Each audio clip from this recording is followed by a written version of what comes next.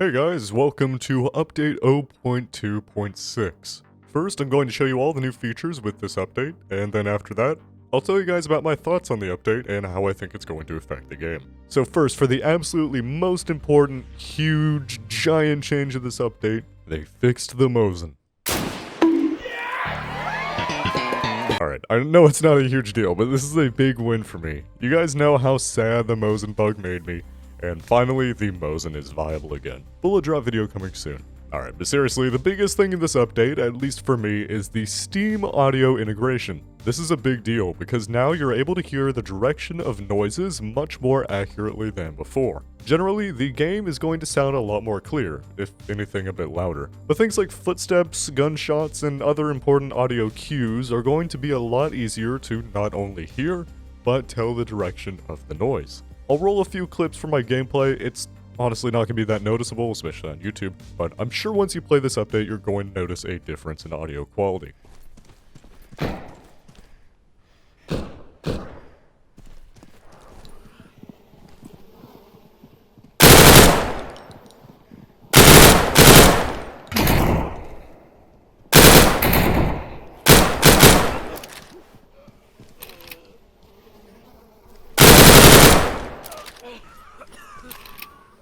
So, next we have this new area. This is, from what I've been told, a large wheat or grain silo. In this area, there is a new medium and hard mission. The medium mission is in the side area next to the main highway.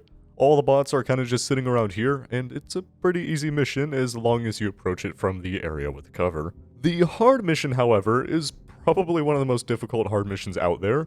That is, if you don't have a sniper. There isn't much cover surrounding the silo itself, all the bots are kind of just standing out in the open. Because of this, there really isn't an area you can approach closely without getting rushed or sprayed down by every single bot in the mission. And this isn't even considering a third party trying to interrupt you. If you have a rifle with a good scope though, this mission is a lot easier, but you still have pretty much no cover, so you're very vulnerable from a third party. The silo area itself is pretty interesting. Outside of it is this sniper tower, and next to it we have a concrete structure that's been flooded with water, it might be rainwater even. In the silo itself, there is one very long stairway leading to the top. Once at the top, be very careful of this very long fall. On the roof itself are some sandbags and some cover to snipe behind. Be careful of this broken bridge, you can run across it if you stick to one side, but it's also very easy to fall down through it. There's also a second stairwell back here, which allows you to quickly exit off of the roof, and it makes it harder for people to camp you out if they're sitting at the bottom of the main stairs. On the very top of the silo, you can climb on top of the roof from here,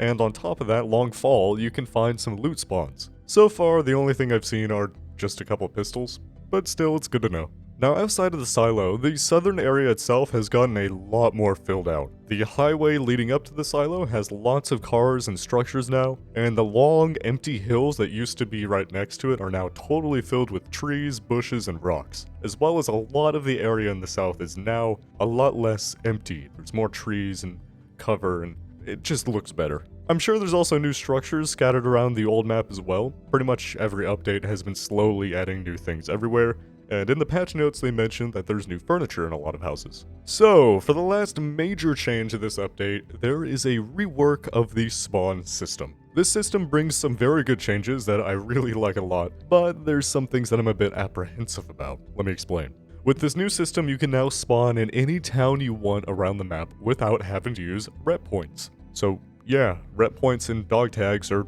gone for now. Which, I'm gonna be a bit sad about it. It was a fun thing to collect and farm, but at the same time, I do think it was a really good idea to level the playing field. New players that didn't have dog tags were pretty much at the mercy of random respawns, while players who have farmed a lot of rep can constantly be respawning to do missions or continue fights. You just couldn't stop them.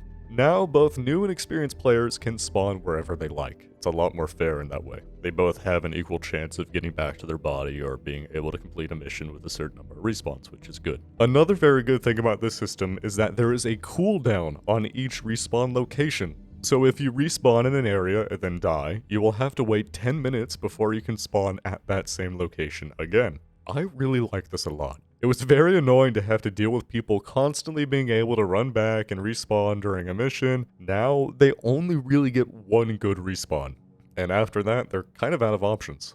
Now, one of the things I'm a bit more apprehensive about here, from what I've been told, base respawns don't have a cooldown. This is very good for raiding, because now whenever you're killed defending your base, you aren't out of the fight completely. Before, if you were a solo player defending your base, once you got killed, you pretty much lose your base since the raiders now have control of it. You can't get back without them killing you. However, I am a bit worried that this might be too powerful in situations where there isn't a raid going on. People who like to snipe from their base now have even less risk of losing their gear, because they can now instantly respawn in their base and go grab it back in case they die inside their base, right? This isn't a big deal on, say, my server, because I don't allow people to shoot in their base at all. So this won't be an issue on most community servers, but on the official ones, you're going to see a lot of people sniping in their bases, I think.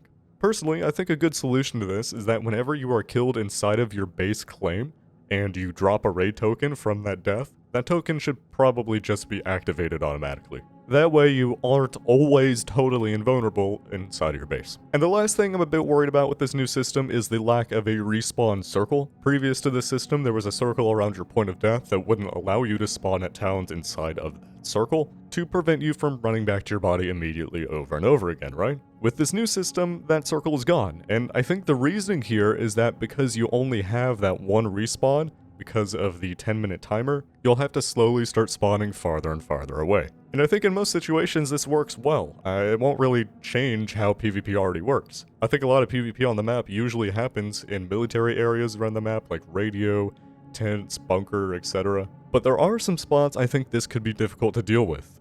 This is the areas like the epic missions in the northwest and the hard mission in the center of the map. In those areas, there are plenty of towns pretty close to the mission that people can constantly be respawning at. So to summarize the new system up, most of the time players will get 1 or 2 quick respawns near their body, and after that they're pretty much out of options, they're out of the fight. Let me know what you guys think about this new system in the comments. I know the team really does listen to constructive feedback, so if you feel like some of this should be adjusted, throw it in the comments. Personally, I think this system overall is great. The respawn cooldown is an awesome addition. It will prevent a lot of situations where tons of players are constantly running back to a mission or fights. I don't know if you guys remember when the convoys first got added, people would just run in and die and grab their stuff, and it was just, ugh. It was impossible to leave that area because there's too many respawns running into it at the same time. Now that won't happen. And I do really like that everyone can respawn wherever they want without rep points. Although I'm sad to see rep points go, I'm hopeful that maybe we can see them come back in the future to maybe serve another purpose, but I don't know. Now, like I said earlier, I do think there might be some issues with areas that allow players to respawn closely to their body multiple times.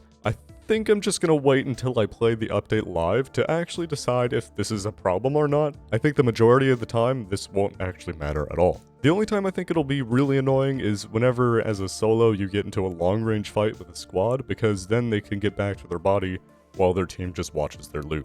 So, yeah, basically, I like it. It might need some balance changes, but overall, I think this is a very quality change. Also, we've been getting updates almost every month now, so if it does need to be adjusted, I don't think it'll take that long, especially if you guys are vocal about it in the comment section. So, I hope you guys enjoyed this video. If you like these types of videos, be sure to subscribe to the channel. I'm going to have plenty more of these videos as new updates come out, as well as some even cooler stuff in the future, which I'm going to be able to talk about very soon. Alright, that's all I have for now. Thanks for watching.